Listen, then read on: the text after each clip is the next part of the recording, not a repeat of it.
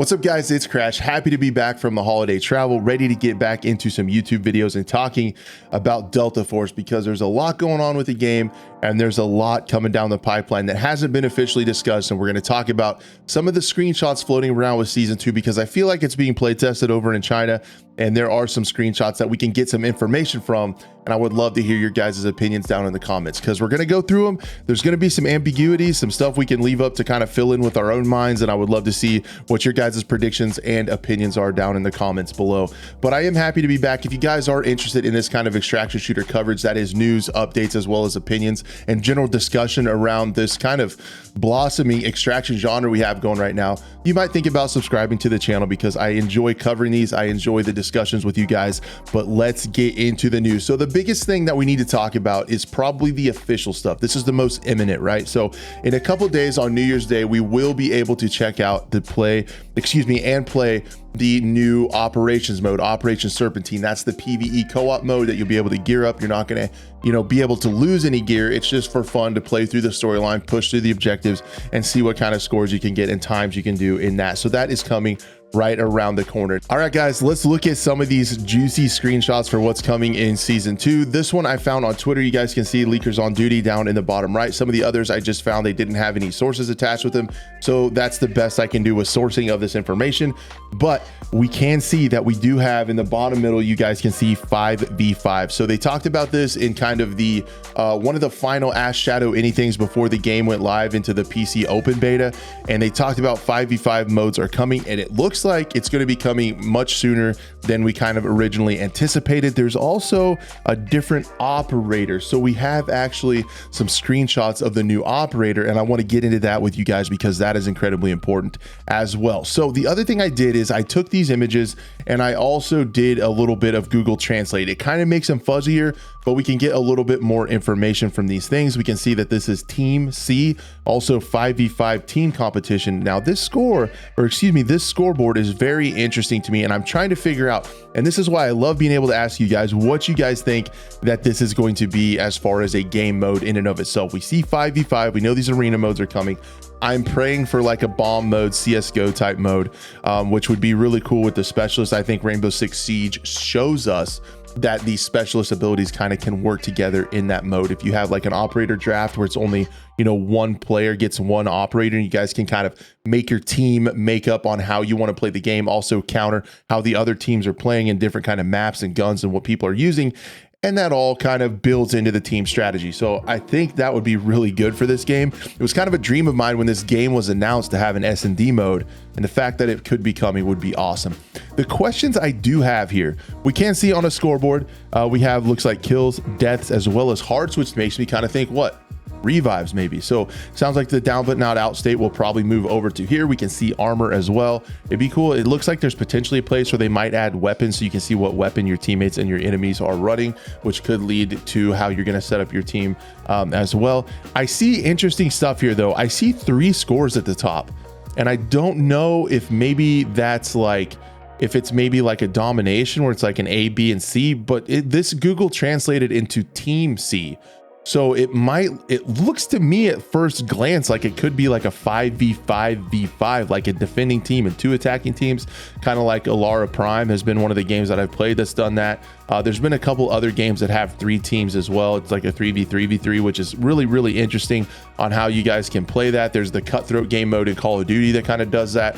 And it definitely adds a different layer. So I'm not sure if that's what that is, or if those are like objectives that you have to capture. Maybe you capture the objectives and it counts for like one or the other. I'm not 100% sure. Like if you get a score for capturing A, B, or C or something like that, because we can see that it also looks like these operators have a letter beside them, C, C, B, B, and C. So I'm not 100% sure what that means either. Maybe that's like, it makes me think like Team C, and Team B, and then like maybe Team A, or maybe I'm not sure what this other number could be. I'm not 100% sure. But 5v5 modes, I'm hoping search and destroy. I feel like there's going to be TDM. I feel like there's going to be a domination type mode where they have, the flags that you already capture in the warfare mode. I feel like a lot of those, trademark quintessential classic respawn modes are going to be there.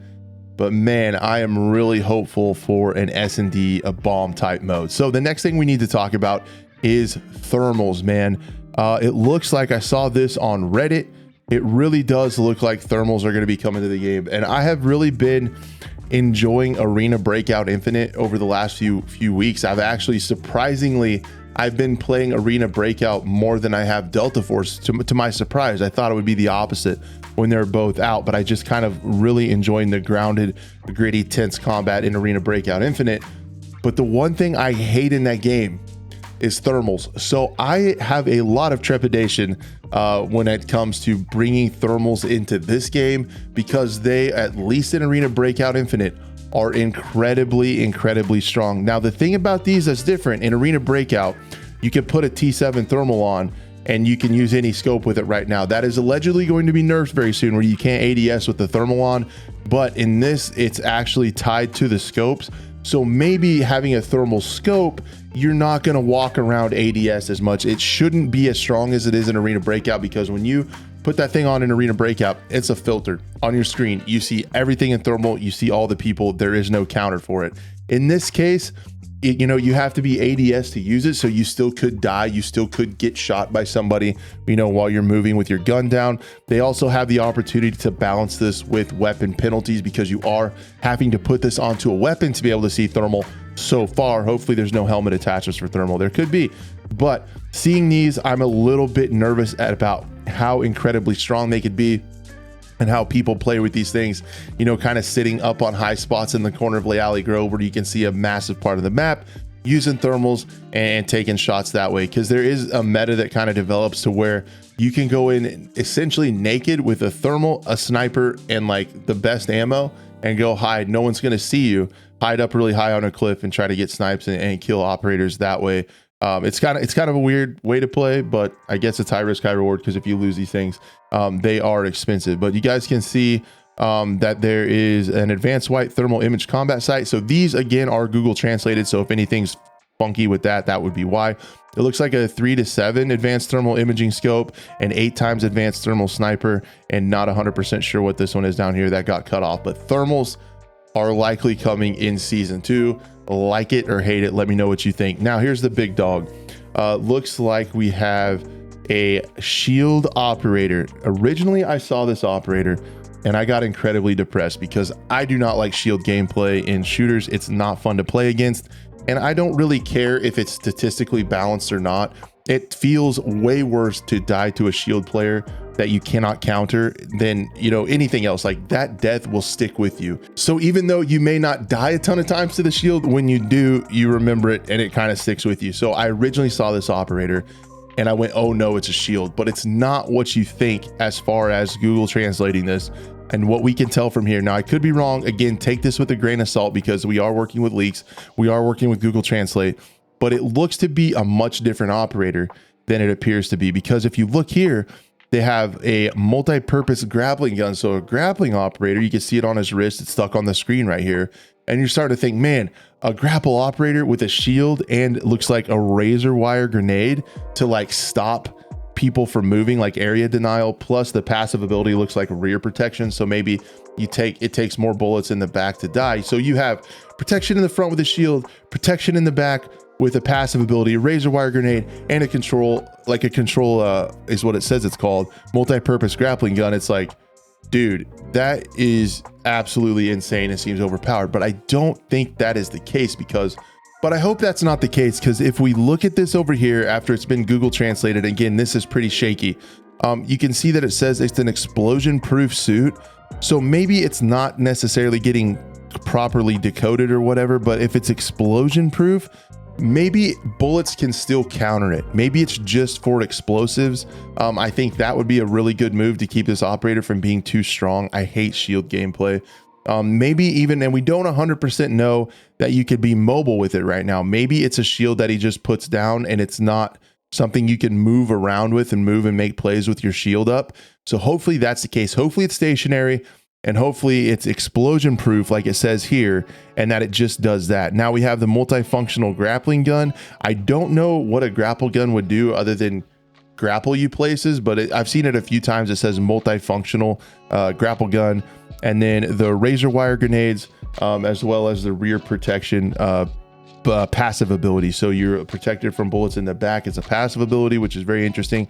So I just I'm hoping guys, that this shield, you place it down and it's explosion proof. Bullets can still counter it and he can't carry it and make plays with it. Otherwise it could be pretty annoying. Now I have to take a step back because I've seen this several times.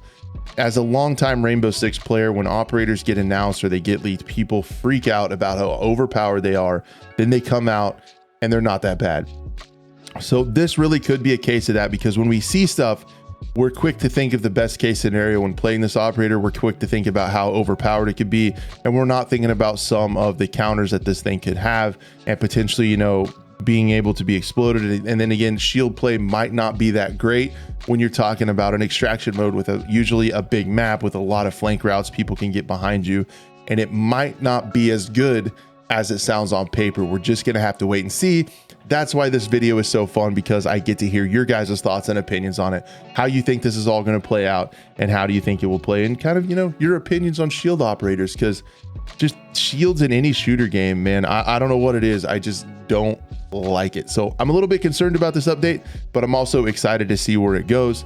And yeah, again, if you made it to the end of the video, I can't thank you enough. Consider subscribing for more extraction shooter news, updates, and discussion. I'm really enjoying these games right now, and I'm enjoying making YouTube videos. And thank you guys for watching. I hope to see you next time.